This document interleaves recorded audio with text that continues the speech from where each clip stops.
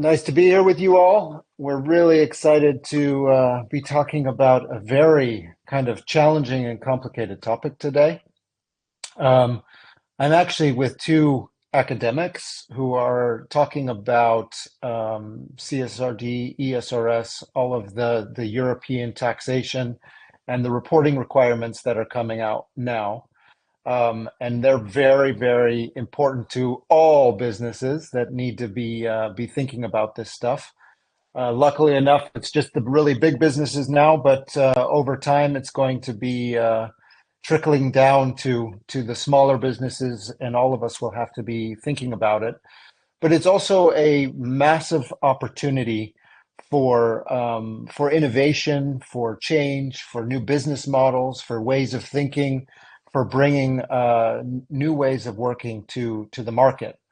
So we think that all of the solution providers within the collective or in general have a massive opportunity to structure data in a useful way, to bring that data to their customers in a useful way so that they can do reporting and do all of these things thoughtfully.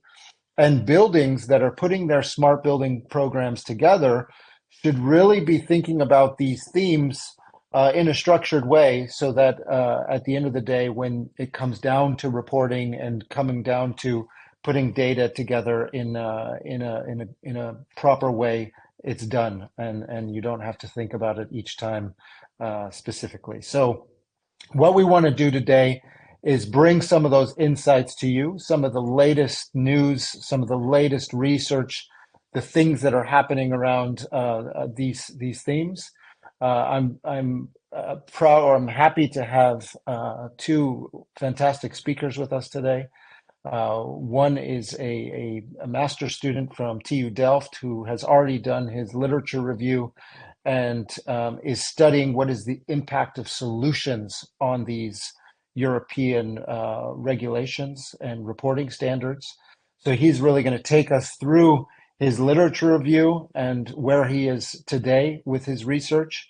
But it's also an opportunity for you and your organization to get involved in this research. So on every page of his presentation, there's a QR code. Please scan it and let us know that you're interested if you are interested. What we want to do is dive into your business and support you in understanding how your business is already prepared or not prepared for these kinds of regulations, but also to pool research together to help others and help the insights and help our global kind of consciousness navigate these elements. And then I'm also joined today by Milan Bogar, who has been working with us from the Smart Building Collective. He's been helping us for years already with a lot of the data analysis and a lot of the innovation around our products.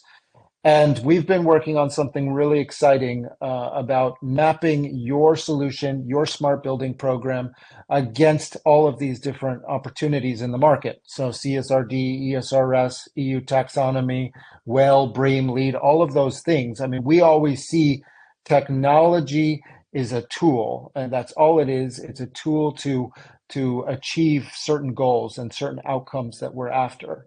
So we're very conscious of how these technologies are starting to map to these different opportunities. And we've been doing a lot of work there. And he's going one step further. He's actually going to do a PhD in these topics of CSRD, ESRS, EU taxonomy, as well as the SRI program, which some of you have already know a lot about. So with no further ado, we're going to start with the literature review from Christos. And Christos, I'm not going to even pronounce your last name. I'm going to let you do that because I don't want to butcher it. But I'm going to bring you to the stage now, and you can take us through the literature review of where you are now. And then we're going to dive into Milan's work on what we're working on together with the solution certification and the building certification. And again, a reminder, the QR code on Christos's presentation will give us an insight to you and wanting to participate in this research study further. So without further ado, Christos, please take it away. Thank you very much, Nicholas, for the introduction. Let me share my screen real quick.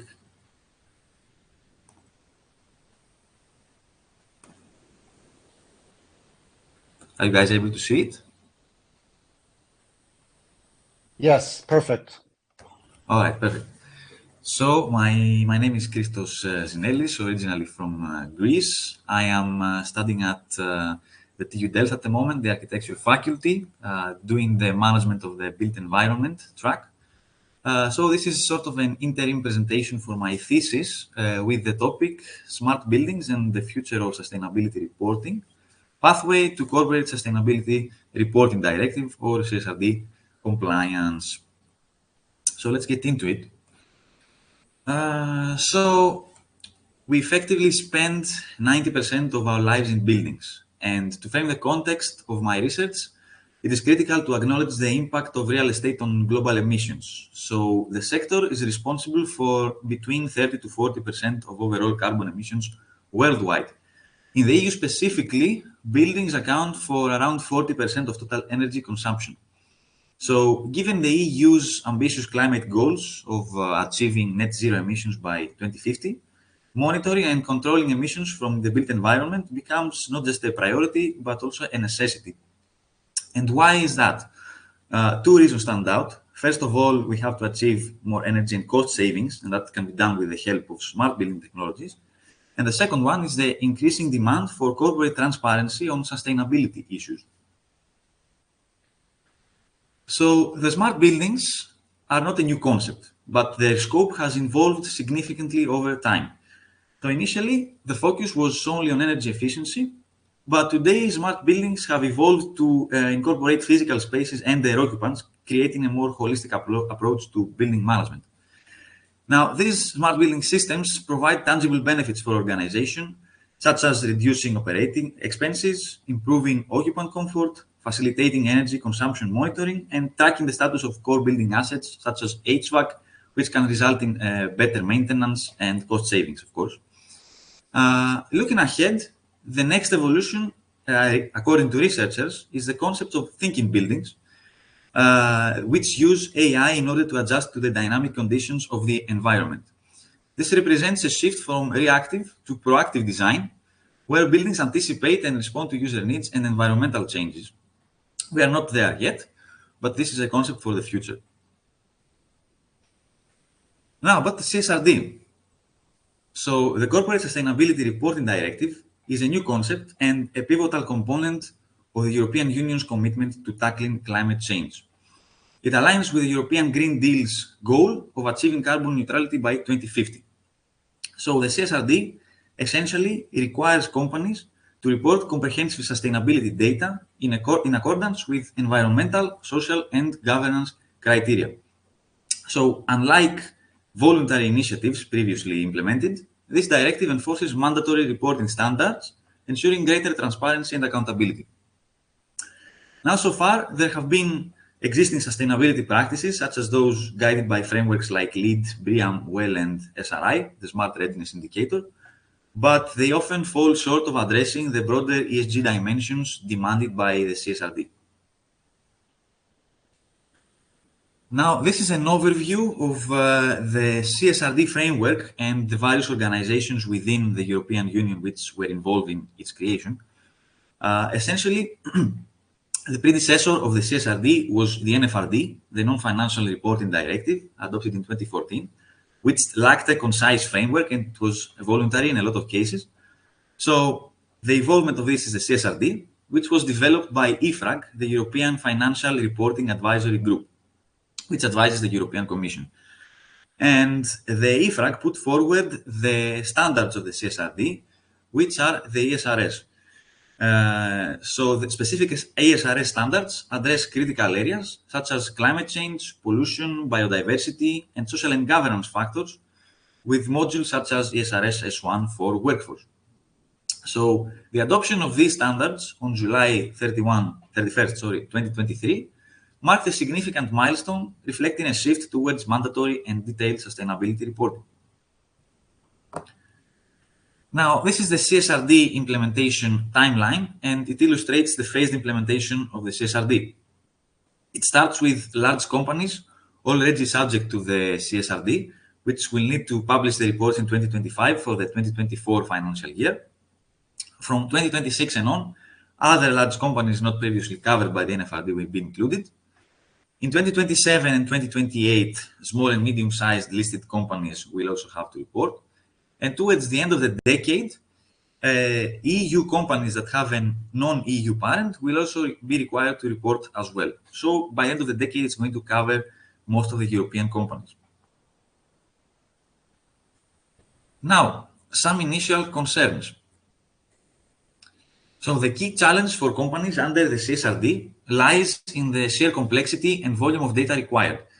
The directive includes 12 standards, 82 reporting requirements, which translate into approximately 500 KPIs and 800 to 900 data points.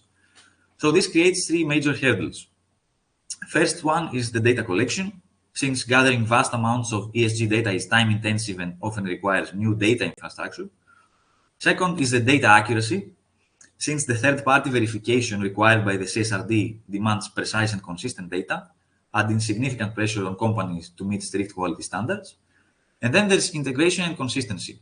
Combining data from various systems into a standardized CSRD-compliant report is particularly challenging for organizations, especially the ones that are new to sustainability reporting. Now, from the initial problematization, we move on to the literature and market research. As regards smart buildings, the literature offers the following insights. Smart buildings are designed to optimize energy use, integrate renewable resources, and enhance occupant well-being through various automations. The KPIs include in energy savings, improved air quality, and increased productivity for users. Now, smart building definitions in the literature emphasize smart responses to environmental conditions, real-time monitoring, and seamless user and tech interaction. Advanced tools such as automated controls, network sensors, and energy management systems are pivotal in making smart buildings not just efficient, but also adaptive to changing demands. But however, while Internet of Things and smart building systems support energy and resource monitoring effectively, applications in societal and governance areas remain underexplored. Now, as regards the market insights, from a market perspective, smart buildings offer significant financial and operational benefits. They enhance income, reduce operating costs, and attract high-value tenants. The potential savings are substantial, including 20% energy savings, 10% reductions in maintenance costs, and a 5% increase in productivity on average. Retrofitting existing buildings is going to be particularly critical in the future, as 90% of Europe's current building stock will remain in use by 2050.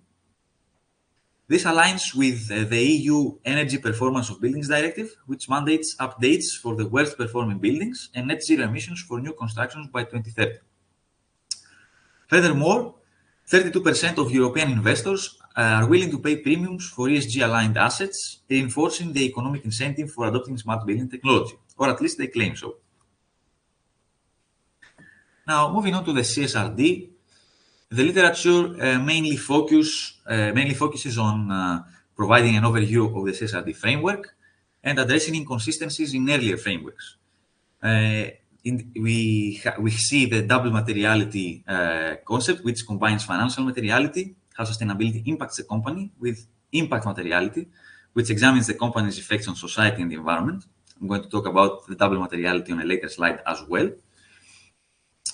One critical feature of the CSRD is also the transition from limited assurance to reasonable assurance. Limited assurance, required from 2025, involves basic checks to ensure data provided is plausible and free from major misstatements, but it's a lighter process. However, by 2028, companies will be required to provide reasonable assurance, which involves a more rigorous verification similar to a financial audit. Now, this will demand higher levels of data accuracy, consistency, and traceability, increasing the pressure on companies to implement robust data management and reporting systems. And now for the market insights. Sustainability efforts under the CSRD are primarily driven by customer demands, around 70%, regulations, around 55%, and lastly, brand investor expectations, which is around the 50% margin for both. So most of the sustainability factors that are driving companies are external rather than internal. And the EU has set, in a general spirit, non-compliance and delaying compliance penalties and fines. Countries like France, which have already implemented the CSRD into their national law, have quantified these fines. For example, France has put penalties from 5,000 to 100,000 euros, depending on the non-compliance problem for its company. So that leads us to the unresolved challenges, which are, on the regulatory side, the evolving CSRD framework, which increases compliance risk for companies. So the CSRD is a directive which is ever evolving and changing. And now the European Union has put forward the Omnibus initiative in order for companies to become more competitive. So we might see some changes to the CSRD in February. There are also national politics which delay implementation. For example, the recent government collapse in Germany has delayed the CSRD passing into national law by at least a year. Then, of course, reporting burden sparks calls for deadline extensions.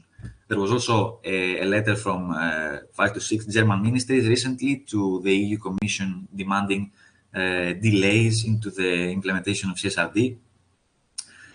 Another interesting fact is that a lot of companies expect to be able to carry out this type of reporting using tools, traditional tools like Excel, but these pose limitations which can undermine audit readiness. If your Excel files, for example, can be very easily tampered with, then you're going to have a problem in the auditing process. And then, of course, there are already various AI tools on the market which promise to conduct your CSRD reporting for you, but they depend on high quality data for accuracy. So if you can feed these reports high quality data, then you're gonna get a high quality report. But if your data is not high quality, then the report is also not gonna be of high quality as well. And now the technological side, fragmented device protocols can hinder integration, which means essentially that if you have a lot of smart building technologies and platforms, it is difficult to combine these into a main platform where you can get your data from in order to conduct your sustainability reporting.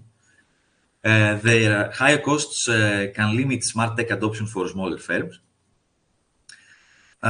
Unified BMS platforms face tenant approval delays. For example, some real estate firms, they pass on the management of their real estate assets to their tenants. So if they try to put forward a software solution in order to unify their BMSs, they might have to get tenant approval, which in case of some large and bureaucratic companies can take a lot of time.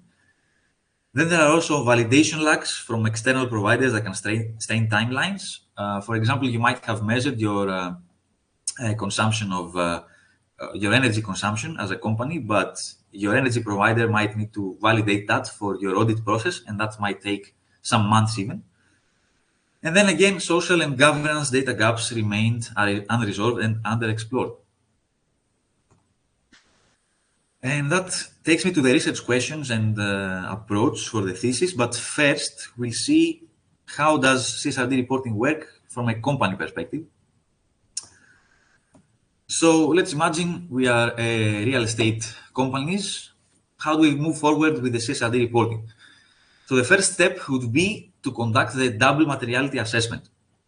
This evaluates two dimensions: financial materiality, which focuses on how sustainability impacts the company, and environmental and social materiality, which examines how the company impacts society and the environment. Now, these perspectives combine to form the double materiality approach, ensuring a comprehensive view of both internal and external impacts. Now, the second step is to identify the specific standards a company needs to report on under the CSRD, and these standards are divided into cross-cutting and topical categories. Cross-cutting standards include ESRS 1 for general principles and ESRS 2 for general disclosures, which apply to all organizations and are mandatory. Now, topical standards are further categorized into environmental, social, and governance areas. For instance, environmental standards cover issues like climate change in ESRS E1 and biodiversity in ESRS E4, while social standards address workforce-related topics in ESRS S1 and consumer impact in ESRS S4. Governance is covered by ESRS G1 only and focuses on business conduct. Now, sector-specific standards are also in development, with IFRAG announcing additional guidelines for industries from agriculture to capital markets and investments in 2026. And hopefully, we might see some sector-specific standards for real estate as well. So that leads us to the main research question guiding my thesis, which is how can smart building solutions facilitate compliance with the CSRD reporting? And is complemented by the four research sub-questions. The first one is, based on the double materiality analysis, what is the data needed from an ESRS perspective for companies active in the built environment? Essentially, what is the ESRS sub-modules that a company will need to report on? Then, how can smart building data be validated to ensure they measure the intended metrics and align with ESRS? Essentially, what do we need to measure according to ESRS and how can we measure that? Then, how can smart building technologies support evidence-based ESG reporting from a supervisory perspective to ensure compliance with CSRD standards? Essentially, how can we assure data assurance and supervision from an audit perspective here? And finally, what data required by the ESRS cannot be provided by smart building technologies? And maybe how can these gaps be addressed? So that was the overview of the thesis. It is I would say it is a call to action for companies. See how they can facilitate that reporting as much as possible. And as Nicola said, please get involved and scan the QR code in order to be part of this larger initiative. So that was all from me. Thank you very much. Yeah, Christos, just amazing presentation. You know, I think the way that you build it up takes it from the high levels. I wouldn't say simplistic at all. Like it's very smart buildings, as we all know. Everybody who's probably watching this knows that building smart buildings is a challenging thing to do, right? There's a lot of challenges that go into that. And I think how you've outlined it explains that very, very well, that there's work to be done. And I think that there's a lot of opportunity for all of us to do this in a good way. So what we've been doing in the Smart Building Collective, the Smart Building Certification, is we've been mapping the Smart Building framework, the SBC framework, the certification framework against these methods. So we're excited to be working with Christos on his research, because what we can do is we can really map your smart building program, your solutions against exactly what Christos said, and add his research to this as well. And all of a sudden, we start to really build some meaningful guidance for the smart building sector to pick this stuff up in a meaningful way. We've started to apply these quantified and qualified metrics against some of the buildings we've certified and against some of the solutions we've certified. And we're starting to see some interesting trends. And I'd like to speak to Milan now, who's been kind of leading that charge. What are we seeing so far, Milan, in the industry when we start to look at technology's impact on these different regiments? Is it an easy one-for-one where technology just solves it all, or where are we at the moment? Hi Nicholas. Hi Chris. Thank you very much for the presentation. It was really exciting, and it brings a lot of new perspectives to everyone who is working with it. So I'm very happy that I could have seen it, and happy to work on these topics together. So back to the question of Nicolas, it's not easy at all. These topics are kind of very different. The question how technology can help with this is almost crazy, I would say, because the ESG perspective is done in a way that is absolutely independent from pure technological view, and what we can do is just to help to see this perspective in a better way. When I remember the standards that you are showing us, it starts with the general disclosures, and these disclosures are very they have same structure in each topic. It means that you start with analysis of the as is status, and you should come up with strategy to ESG topics and propose teams which help you to achieve better results in all these sustainable areas, and where technology comes to as an enabler is when we start to speak about these details. Yeah, it can be very, very nicely implemented as one of the steps that will help you to get to better KPIs, and but it is not so direct. Yeah, for instance, in social, the typical KPI for companies is how do you provide health to your employees, and you have to report on people who are sick, who are and how smart buildings will help to gain better numbers, so that they will improve the health conditions. Yeah, not only reporting but also environmental. If in the buildings will be better air, people will go to the work more healthy, and then the result will come. But it does not start with smart technology. The smart technology is just enabler in this, but we cannot forget to implement steps that can help, and to give it right order. Yeah. So Well, and I think what's interesting about what you're saying, right, and what I loved about Christos's presentation is it mapped out time, right? We have some time. It's not all today that these things need to be perfect.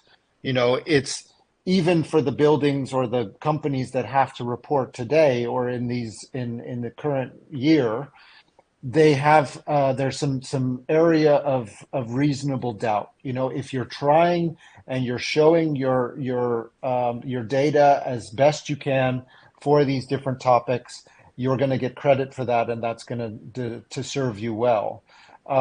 And it's only going to get more and more specific over time, and we're going to have to, as a community, get better and better at being able to provide insight of what we're doing from a social perspective, from a governance perspective, and from an environment perspective. But we do have some time. And what we would encourage is that let's not wait because we have time and procrastinate to the point where in a few years from now, we're on our back feet. We believe that the companies that have been implementing smart, practicing with smart, using it, getting better at it, and understanding how the data and how these solutions are impacting health and well-being, impacting sustainability, impacting governance processes, they're going to have a huge advantage in this Milan, when we started our work, also did a literature review and was looking at some of these things. And one of the facts that he came up with is that the reporting for these is estimated to be between 60,000 and 350,000 euros a year.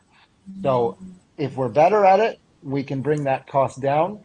If we have to pay the top price, then we're going to have to spend a lot to stay compliant. And Milan, what are we seeing as far as solutions in the market that are supporting this? And I really like what you said. You know, it's the smartness is indicative. It's indicative of what we can do to achieve some of the reportings for these. But you know, when we look at the total CSRD, ESRS, how much of that can be tackled by smart in our first research, in our first tackling of this? Yeah, we did this analysis when we went through all topics of in all 10 standards, in all 10 topical standards, and we came to a interesting number that almost 50% of the topics can be somehow facilitated by smart technology, smart solutions. This does not mean that they will bring complete answers. It means that the topic is possible to be improved by smart solution that is already available at the market, and this is quite interesting. That if you look at the 50% of the topics, we should think about things that can help us to improve it. And it's only those technologies that are available at the market at the moment. Yeah. So for the future, we see that there is a lot of room for improvement, and new innovations will come. We think that the number will increase. And I don't speak about the fact that all data that should be reported can be put in some nice digitized process. This is not smart buildings. This is smart ESG reporting. Yeah, but I'm only speaking about those technologies that are available in the buildings at the moment. It's very much tangible when we are speaking about the first topical standard. It's about the climate change. A lot of smart areas enable improving these topics in a very tangible way. Energy efficiency is one of the things. When I'm speaking about the energy efficiency itself, it is also not just the question of smart technologies, smart tech. When we are speaking about energy efficiency, we know that it is a question of what is the building built from. When we are speaking about materials, is first part. Second part is what tech is in the building.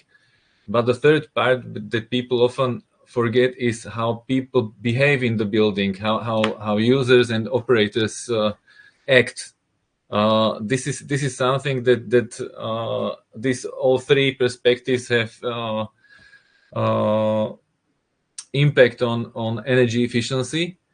But if we want to do it smart and in intelligent way, we have to implement and measure. And here comes the part that is interesting for us, and where we can help, and we can either improve the behavior of users, the behavior of operators of the buildings via smart solutions, and we can also use very good database of the building materials of the suppliers.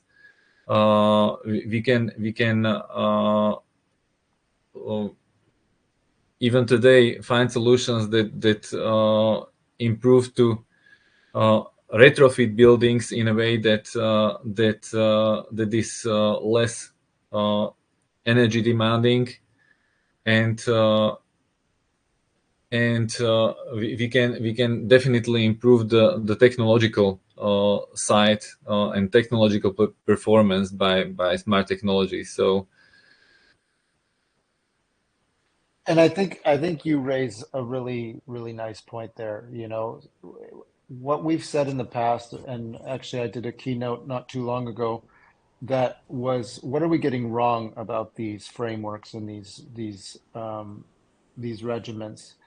And if we treat them like taxes, where it's just once a year we need to report, and it's the most painful process ever, and we need to gather up all this data to make that happen, you know, we're not getting the full benefit of what these technologies and what smart is actually capable of doing for our businesses, for our people, for the sustainability, for health.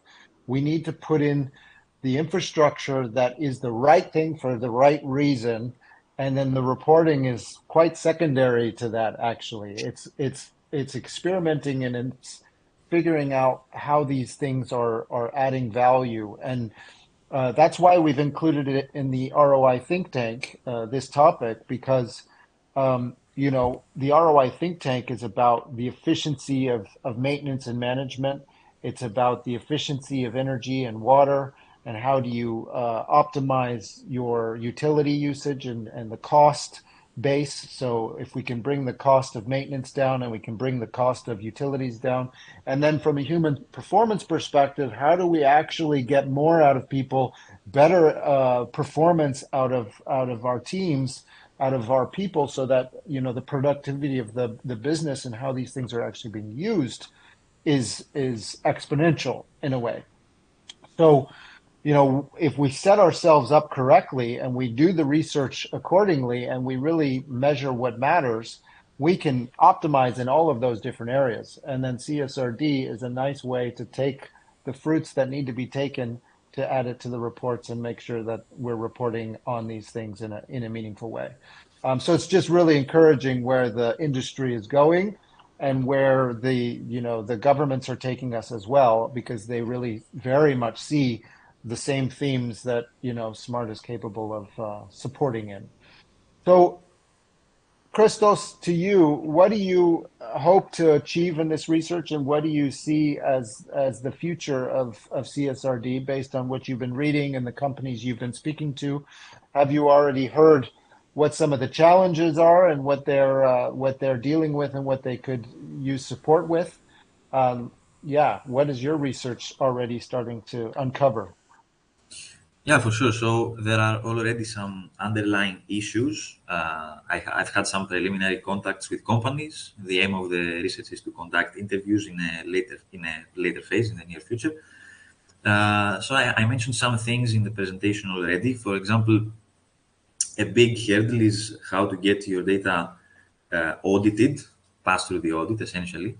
So a very big construction company, for example, that I talked to, they told me that they have a problem with verifying their energy consumption data. Because, okay, of course, they go through their energy bills in order to get the preliminary data from.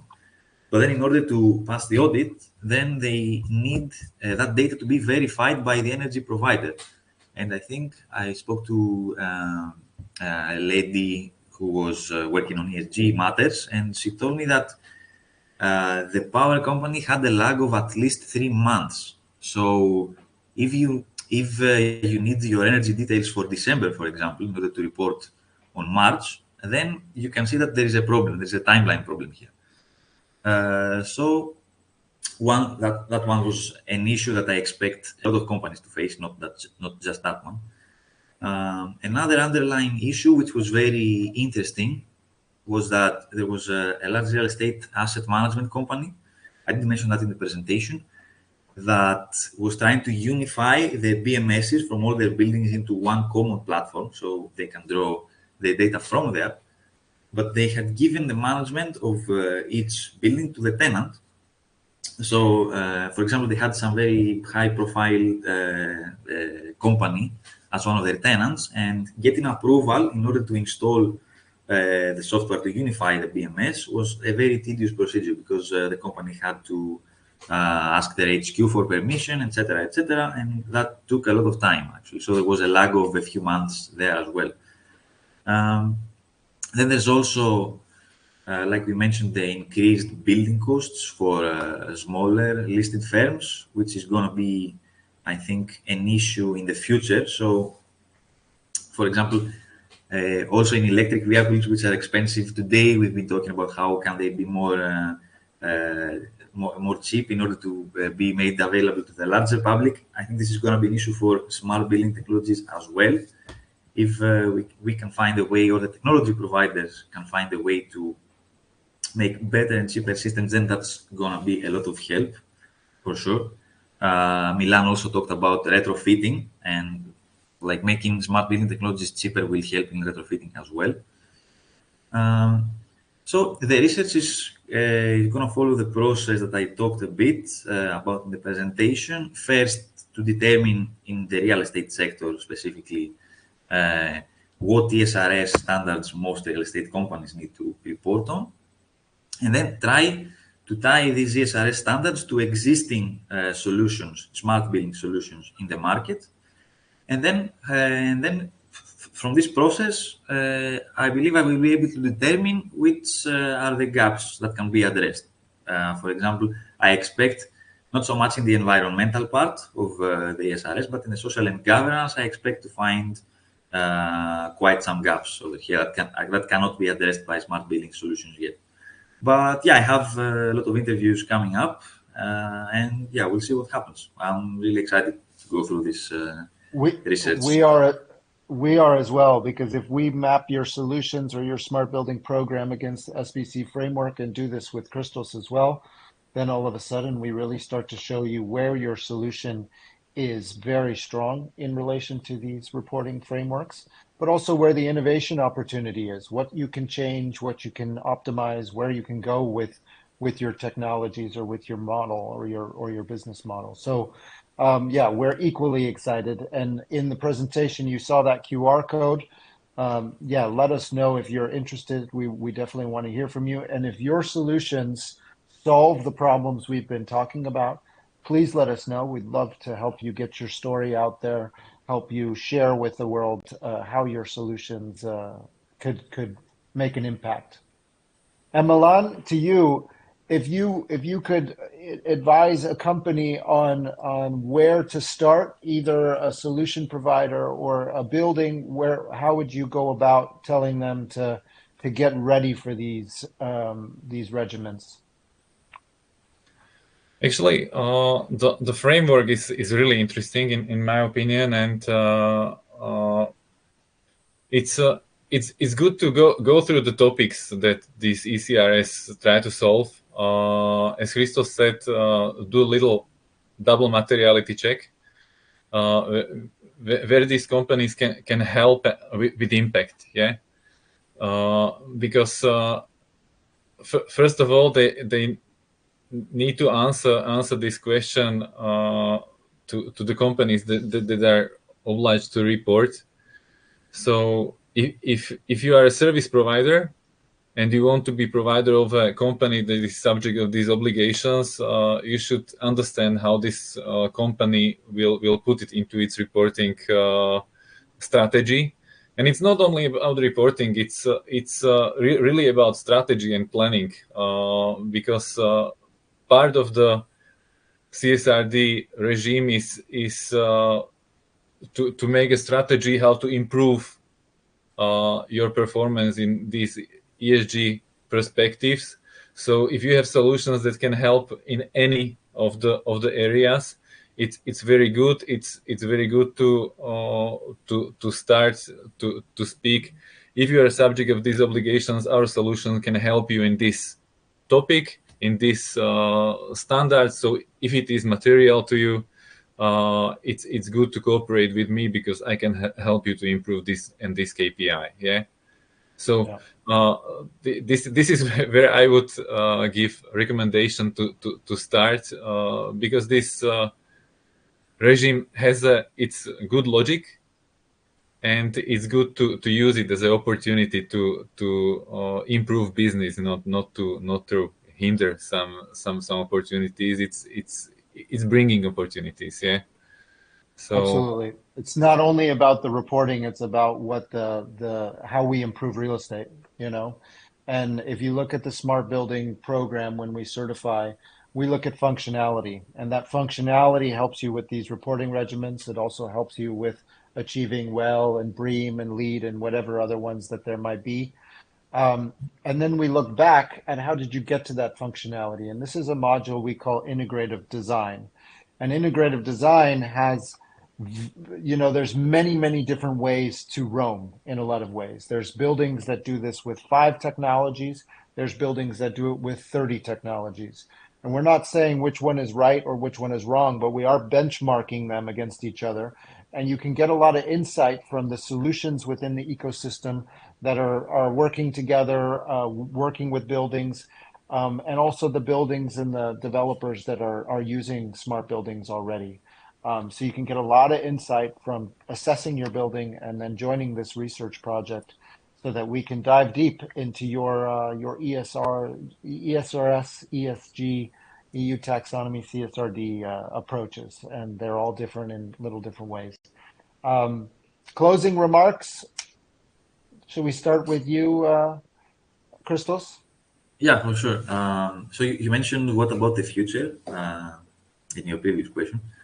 I think it's gonna be very interesting. I'm waiting for February 26th, where the European Union will announce the details for the omnibus concept. There's gonna be essentially some alterations to the CSRD requirements, and there's also a part which is called Corporate Sustainability Due Diligence Directive, which has to do with your company's supply chain. So I'm expecting some changes to that. I'm really curious what they're gonna be, and maybe how they're gonna affect like the real estate world, also my research potentially. Let's see. But I think if the European Union manages to find the balance between making the reporting like as much, how can I explain? If the reporting is made in such a way that it doesn't detract competitiveness from the EU firms compared to the firms of the rest of the world, but also can provide the public with an overview of the double materiality assessment and how they affect the world, in essence, I think that's going to be very good. So yeah, hopefully, like we're going to expect a balance with competitiveness and sustainability from the European Union, and I'm really curious to see who they're going to go with this omnibus path, which is coming up. Yeah, I think simplifying things, making it a little bit more manageable and able to report on these things, that's what we can hope for. I think definitely as a society, keeping our foot on the gas in making sure that we're achieving more sustainable ways of living and more equal ways of living is very important. Milan, closing remarks from you? I'm just very happy for making this event happen. I would like to see more events like this in the future, and more education on the market, because the regime is not the ESG regimes are not very simple, but we can simplify it very effectively, and this is also our biggest goal and biggest ambition with SBC, that any certified building or provider will come. This certification will help them to address all ESG regimes that can be addressed, and in very good way, so that we will enable them to see, once you are certified by authority like Smart Building Collective, you will have clear answer how to address ESG regimes like CSRD, EU taxonomy, but also others. So I'm really keeping fingers crossed for SBC to help with these regimes and with these issues. Well, it does. And I think, likewise, I think that there's a lot of opportunity here. And we're really looking forward to hearing from you, and get in touch to join this research project or to assess your building or your solution against the framework, so that we can support you. And we also have a number of initiatives around education. So if you would like to dive deeper into this topic, don't hesitate to get in touch, and we can definitely chat what that would look like. Thank you all very much. Thank you for joining us. And Milan and Christos, thank you so much for all of your support. And I think the work is amazing that you get what you guys are doing. And I look forward to providing an update in a couple of weeks to the market on where we're at and what we're learning. Thank you very much. Thank you, Chris. Thank you all. Thank you, Take care. Nicholas. Bye-bye. Thank you, Milan and Nicholas.